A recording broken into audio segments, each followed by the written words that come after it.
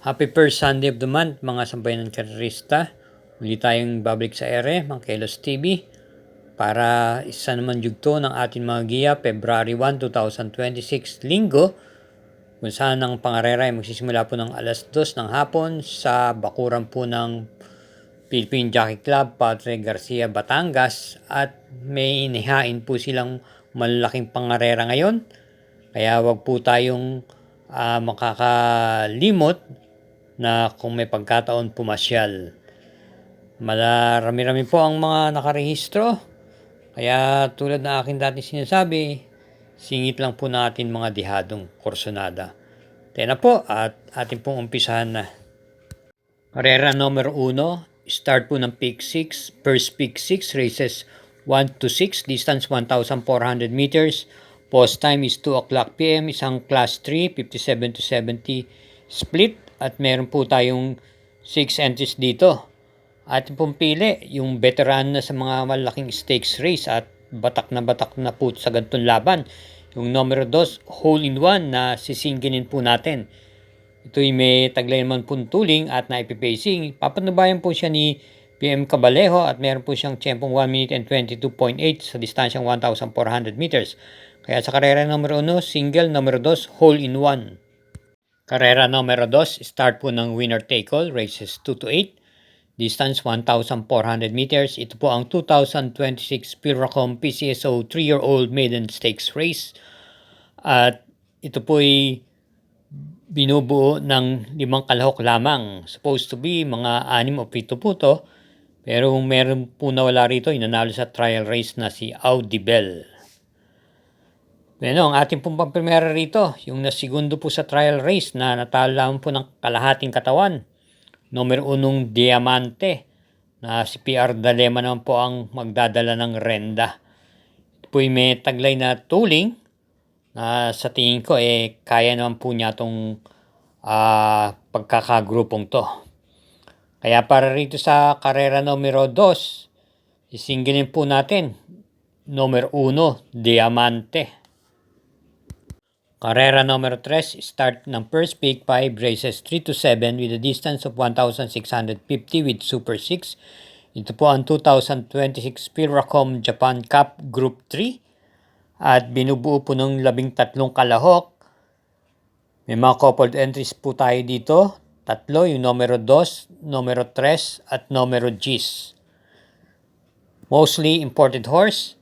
At ang ating pamprimera rito yung numero Gs na coupled entries, Resonant, every 4 years.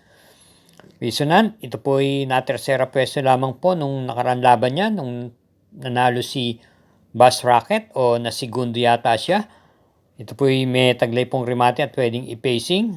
At yung kakwadra niyang every 4 years naman ay may taglay na tuling at renda ni R.D. Raquel Jr.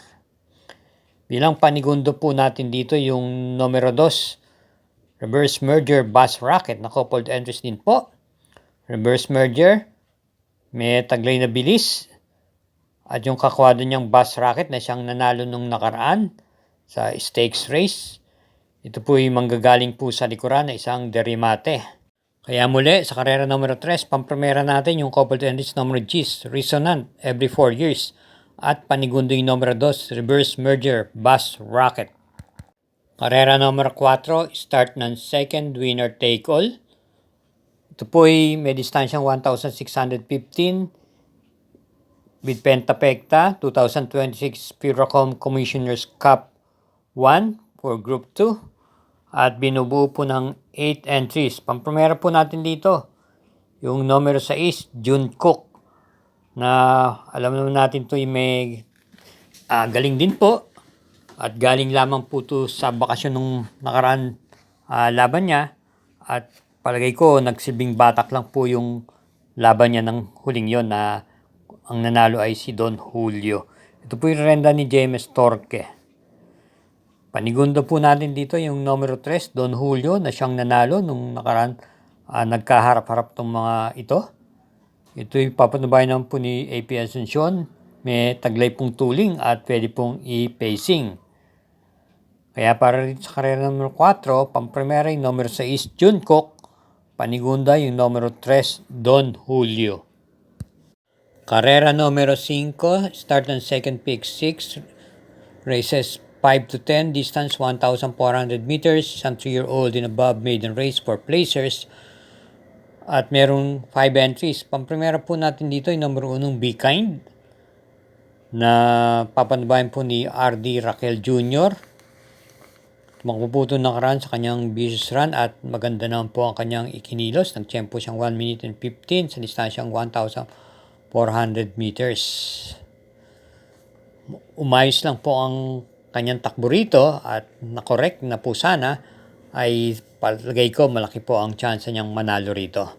Bilang panigundo po natin dito yung numero 6, War Emblem, J.A. Guse, na itong mga kahuling takbo ay nagpapakita na rin po ng buti. Kaya para rito sa karera numero 5, pampremera po natin yung numero 1, Be Kind, at panigundo yung numero 6, War Emblem. Pakisuportahan na lang po ang Mangkelos TV YouTube channel sa pamagitan po ng pag-subscribe. Pakishare na rin po at hit po natin yung like at notification bell button. Salamat po. Karera numero 6, start ng second peak 5, races 6 to 10. May distansyang 1,650 meters.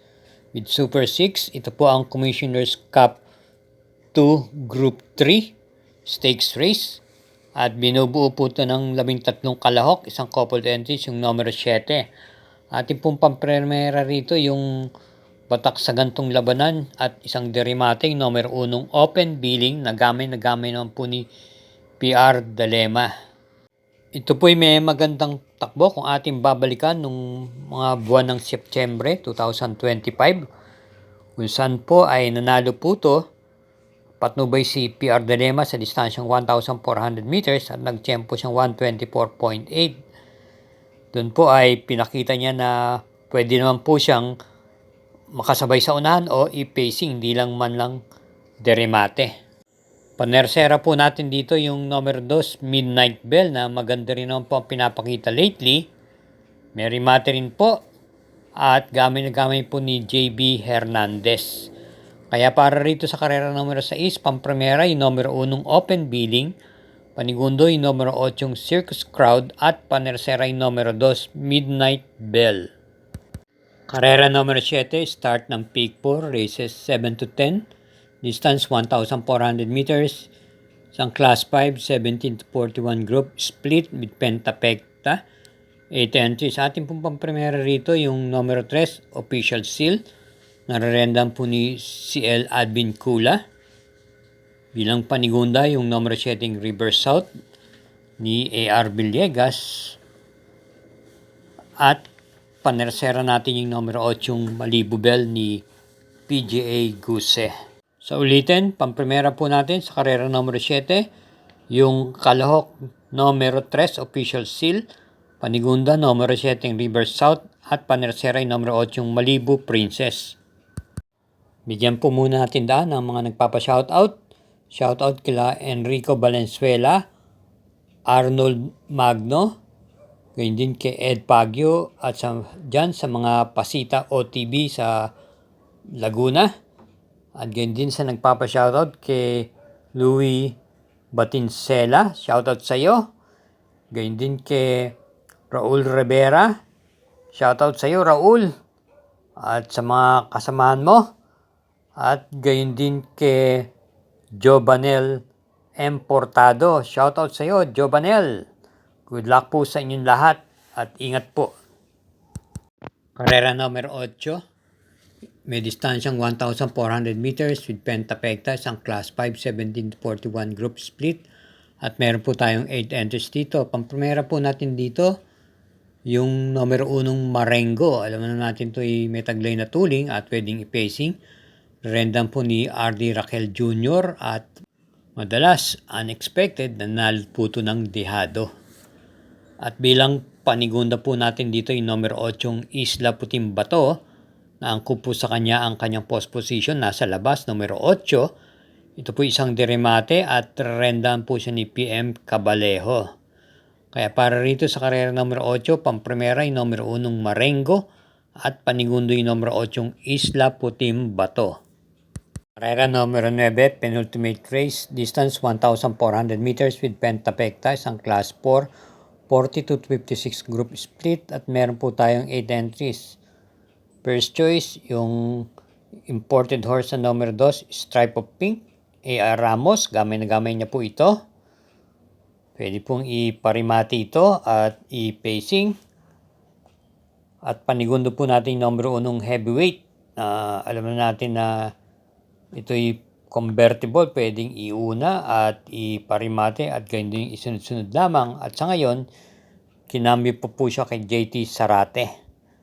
At bilang panersera po natin dito, yung dihadong numero 4, Queen Gabi ni MD De Jesus na ipipacing at may pagka-diadista po yung may-ari nito. Kaya isama po natin sa ating rota, baka sakali po. Kaya para rito sa karera numero 9, pamprimera yung numero 2, Stripe of Pink, panigundo numero 1, heavyweight at panersera yung numero 4, Queen Gabi. Karera numero 10, last daily double, para tingnan po ng second winner take all, second pick 5, second pick 6, at gayon din po ng pick 4. Tayo po'y merong ditong siyam na kalahok at tatakbo sa distansyang 1,400 meters with Super 6 ang Class 4, Group 42 to 56 split. Ating pong pamprimera rito yung imported horse na numero 2, Saratoga Chrome, nararendahan po ni J.A. Guse. May tuling po ito at pwede pong i-pacing. Nung huling takbo niya, ito po'y dumating lamang po ng panglimang pwesto at mistulang parang hindi po gano'ng ginalaw doon. Dahil nanatili po siya sa panlima, pagsapit ng half mile at 1/4 mile hanggat dumating po sa meta. Baka nag-aantay lang po ito ng magandang laban. At para sa panigunda natin, yung dinating number 5 imported horse, High Intensity ni C.A. Reyes. At panersera po natin dito yung numero 9 Constatic Offer ni Ed G. Guerra na malamang isa po siya sa magdala ng marcha sa unahan. Ito'y may angkin po yung bilis at naipipacing po itong kabayong to. Kaya para rito sa karera numero 10, pamprimera yung imported horse numero 2, Saratoga Chrome. Panigundo yung isa rin imported horse numero 5, High Intensity at panersera yung numero 9, Constatic Offer. Again, thank you for watching mga kasambayan ng karista. At hari naway, matapat pong ating mga giya. Hinay-hinay lang po sa ating mga ginagawang paglilibang. At tulad ng aking paalala, lagi po tayong pakaiingat sa ating pag-uwi. Good luck!